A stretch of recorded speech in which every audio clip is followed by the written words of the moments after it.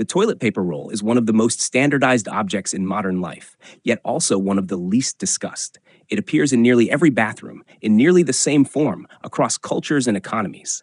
It works without explanation, demands no learning, and rarely invites redesign. That consistency hides a surprising amount of thought. Before toilet paper was rolled, it was loose. Sheets were stacked, folded, or cut from larger pieces. Storage required shelves, boxes, or drawers. Dispensing required hands, surfaces, and often contact with surrounding materials. This created several problems at once. Loose paper was difficult to keep clean in humid, shared environments. It was easy to touch more than you needed. It was easy to waste. It was easy to contaminate. More importantly, it required planning and attention in a moment when neither was desirable. The toilet paper roll emerged not as a luxury, but as a behavioral solution. By wrapping paper around a tube, designers created a self-dispensing system. The paper is protected from below, only the outer layer is exposed. Sheets separate naturally along perforations. The roll stays in place while the user takes what they need. This seems obvious now. It wasn't then. The tube is the key. It provides structure without adding material to the paper itself. It allows the roll to be mounted, rotated, and replaced easily.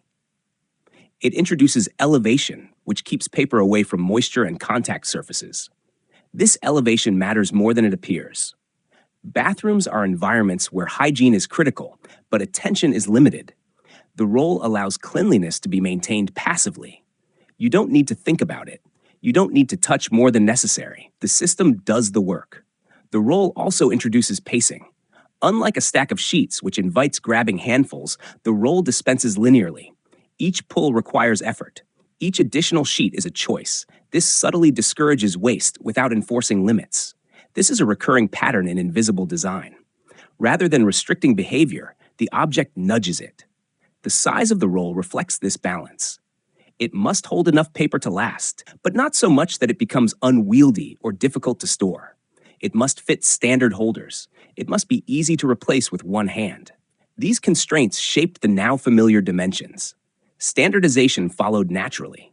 Once holders were built to a certain size, rolls followed. Once rolls followed, bathrooms adapted. The system locked in not because it was perfect, but because it was good enough across many contexts. Another important aspect is orientation. Whether paper hangs over or under is famously debated, but the debate itself reveals the design's success. The roll works either way. It does not enforce preference. It tolerates variation.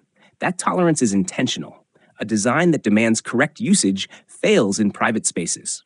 People must be able to use it half asleep, distracted, or rushed. The toilet paper roll accommodates this reality. It also supports dignity. Before standardized toilet paper, cleaning methods varied widely and often carried social stigma. The roll normalized a private act by making it uniform and discreet. Everyone uses the same system. No explanation is required. This normalization matters socially. It removes shame. It removes improvisation. It removes visible difference. The toilet paper roll does not advertise its function. It blends into the environment. Its materials are humble. Cardboard and paper are cheap, recyclable, and unremarkable. That humility is part of the design. An object used in intimate moments should not draw attention to itself. It should not feel luxurious or industrial. It should feel neutral. This neutrality helps the user forget the object entirely. The realization often comes only when the system breaks. A roll placed too low touches the floor. A holder that grips too tightly causes tearing. A missing roll creates immediate discomfort. Suddenly, the design becomes visible. You notice how much the object was doing without asking. This is the aha moment. The toilet paper roll is not about paper delivery. It is about managing hygiene, access, and dignity in a moment where attention and tolerance are at their lowest. It succeeds by being boring, predictable, and standardized.